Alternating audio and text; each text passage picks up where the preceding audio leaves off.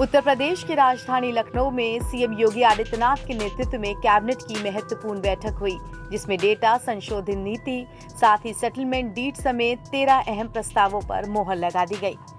उत्तर प्रदेश के सीएम योगी आदित्यनाथ ने कैबिनेट की महत्वपूर्ण बैठक ली, जिसमें 13 महत्वपूर्ण प्रस्तावों पर मोहर लग चुकी है। इन प्रस्तावों में प्रदेश की जनता के लिए कई राहत और सुविधाओं की घोषणा की गई है। इसके तहत अब पारिवारिक संबंधियों के नाम रजिस्ट्री कराने पर स्टैंप शुल्क नहीं लगेगा। इस पर केवल 5,000 रुपए खर्च होंगे। कैबिनेट ने सेटलमेंट डीड के प्रस्ताव को मंजूरी दे दी है। वहीं डेटा सेंटर संशोधन नीति को मंजूरी देने के साथ ही संस्कृत विद्यालयों में पढ़ने वाले छात्रों के लिए स्कॉलरशिप की दरों में बढ़ोतरी की गई है। इसके अलावा ग्रामीण क्षेत्रों में पाइपलाइन पेयजल आपूर्ति के लिए रखरखाव नीति को भी मंजूरी मिली है। वहीं देसी और विदेशी पर्यटकों की सुविधा के लिए अब राज्य पर्यटन निगम के गेस्ट हाउस कॉन्ट्रैक्ट पर दिए जाएंगे।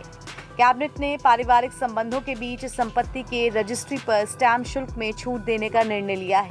इसके अंतर्गत बंटवारा पत्र और समझौता पत्र पर स्टैंप शुल्क नहीं लगेगा। इसकी जगह केवल 5,000 रुपए खर्च करने होंगे। ये कदम संपत्ति विवादों को आसान बनाने और पारिवारिक सौहार्द को बढ़ावा देने के लिए उठाया गया है। आईटी और इलेक्ट्रॉनिक्स विभाग के प्रस्ताव के तहत उत्तर प्रदेश डेटा सेंटर प्रथम संशोधन नीति 2021 को भी मंजूरी मिल चुकी है। इसके अंतर्गत निवेशकों को 2 ग्रिड लाइनों द्वारा विद्युत आपूर्ति का लाभ प्रदान किया जाएगा। आज मंत्रिपरिषद के समक्ष कुल 14 प्रस्ताव आए थे, जिसमें से 13 प्रस्ताव पर माननीय मंत्रिपरिषद की स्वीकृति प्राप्त हो गई है। एक प्रस्ताव जो है वो पुनर्विचार के लिए गया। 13 प्रस्ताव में सबसे पहले मैं आदरणीय श्री स्वतंत्र देव जी से अनुरोध करूंगा कि उनका जो क्रम संख्या 3 पर है, ये उत्तर प्रदेश में ग्रामीण क्षेत्रों में पाइप पेयजल आपूर्ति योजनाओं के लिए संचालन एवं अनुरक्षण नीति 2024 आई है। आदरणीय सुरेश खन्ना जी, सम्मानित पत्रकारगण, आज जल जीवन मिशन ग्रामीण क्षेत्रों में पाइप पेयजल आपूर्ति योजना के लिए राज्य सरकार द्वारा प्रदेश के ग्रामीण क्षेत्रों में पाइप पेयजल योजना के संचालन एवं अनुरक्षण के संबंध में शासनादेश संख्या 111 38/5/2015 36 सन 2013 दिनांक 9/2/2015 के द्वारा उत्तर प्रदेश ग्रामीण पेयजल पाइप जलापूर्ति योजनाओं के लिए संचालन एवं अनुरक्षण नीति 2015 निर्गत है। भारत सरकार द्वारा वर्ष 2019 में राष्ट्रीय ग्रामीण पेयजल कार्यक्रम को जल जीवन मिशन के अंतर्गत समाहित करते हुए जल जीवन मिशन प्रारंभ किया गया तथा वर्ष 2017-18 से भारत सरकार द्वारा पाइप पेयजल योजना के संचालन एवं अनुरक्षण हेतु मात्राकृत 15% धनराशि की व्यवस्था समाप्त कर दी गई है। जल जीवन मिशन के अंतर्गत संचालित पाइप पेयजल योजना में पूर्व से उत्तर प्रदेश जल निगम ग्रामीण द्वारा संचालित एवं अनुरक्षित पाइप पेयजल योजना के संचालन एवं अनुरक्षण हेतु अपेक्षित बजटीय व्यवस्था राज्य वित्त आयोग राज्य बजट से कराया जाना प्रस्तावित किया गया है।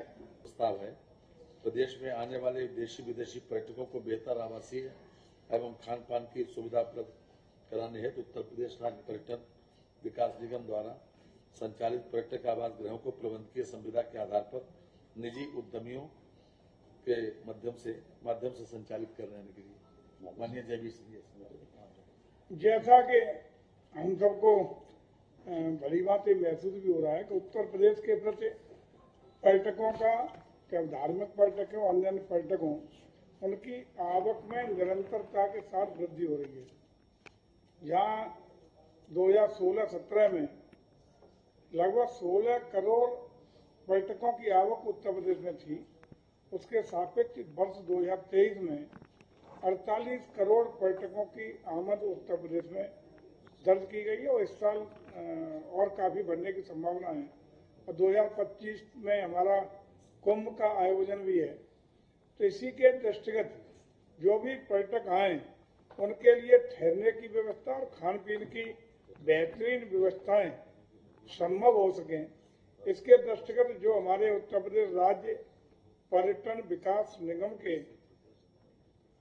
पर्यटक आवास गृह चल रहे थे, उसमें से तमाम आवास गृह उस स्थिति में हो गए हैं कि जीर्ण स्थिति में, रिनोवेशन नहीं हो पाया, या तमाम आवास गृहों में चूंकि 87 से लगातार वहाँ की उनकी जो कर्मचारी अधिकारियों की नियुक्तियों पर प्रतिबंध रहा है, तो ज्यादातर रिटायर्ड हो गए या रिटायर्ड होने के कगार पे हैं, तो कर्मचारियों की कमी भी महसूस की जा रही थी और जीर्ण स्थिति चूंकि उनका रिनोवेशन नहीं हुआ या आधुनिक जिस तरह का आज के पर्यटक की आवश्यकता है उस स्थिति के पर्यटन भवन नहीं बचे हैं। इसी के दृष्टिगत हम लोगों ने 98 में सरकार ने निर्णय लिया था कि ये निजी संविदा प्रबंधन पर निजी उद्यमियों को 5 साल के प्रबंधकीय संविदा पर दे दिए जाए, लेकिन जो 5 साल को देने थे तो 5 साल के लिए कौन रिनोवेट करेगा, कौन इतना क्या करेगा। सरकार ने अनेकानेक अब तक प्रयास किए, लेकिन कोई भी उसमें उद्यमी, कोई भी निजी निवेशक अभी तक उसमें इंटरेस्ट उसने अपना नहीं दिखाया। इसी के दृष्टिगत आज हम लोग पुनः कैबिनेट में लाए हैं, जिसमें प्रावधान किया है कि निजी प्रबंधन पर इस तरह के जो हमारे आवास गृह हैं उनको 15 साल प्लस 15 साल का उनका एक्सटेंशन, कुल 30 साल के लिए हम लोग उनको निजी प्रबंधन पर देने का काम करेंगे। ये आज हमारी कैबिनेट से पास हुआ है। Uttar Pradesh data centre meeting I थी, उसके बाद ये महसूस किया गया कि उसमें सबसे ज्यादा बिजली की आवश्यकता है, पावर सप्लाई की आवश्यकता है। तो एक ग्रिड से बिजली, एक तरफ से बिजली अभी तक जो सप्लाई होती थी वो पर्याप्त नहीं मानी गई, तो ये सोचा गया कि दूसरी तरफ से भी बिजली, यानी 2 कनेक्शन उसके पास हो ताकि 24 घंटे बिजली उसको मिले विदाउट इंटरप्शन। इस वजह से आज ये संशोधन लाया गया है। इसमें जो दूसरे जो 2 तरीके से बिजली उसको मिलेगी, 2 ग्रिड से या फिर 2 कनेक्शन से मिलेगी, तो जो सबसे कम बिल जिसका आएगा 2 में से वो सरकार सब्सिडी के रूप में उनको फीड करेगी। यही संशोधन इसमें आया। इसमें खास तौर से 2-3 बातें और जानकारी दे दें आपको कि 7 नवंबर 2022 द्वारा उत्तर प्रदेश डाटा सेंटर प्रथम संशोधन नीति 21 पर सूचित की गई थी। राज्य में 900 मेगावाट डाटा सेंटर उद्योग विकसित किए जाने, राज्य में 29,000 करोड़ रुपए के निवेश और कम से कम 8 अत्याधुनिक निजी डाटा सेंटर पार्क स्थापित करने का लक्ष्य है, जिसमें से 3 डाटा सेंटर पार्क का दोहरा ग्रिड विद्युत नेटवर्क प्रदान किए जाने की व्यवस्था है। इसमें उत्तर प्रदेश डाटा सेंटर प्रथम संशोधन 2021 में सूचना के पश्चात राज्य में स्थापित प्रथम 8 डाटा सेंटर पार्क का दोहरा ग्रिड विद्युत नेटवर्क प्रदान किए जाने की व्यवस्था है।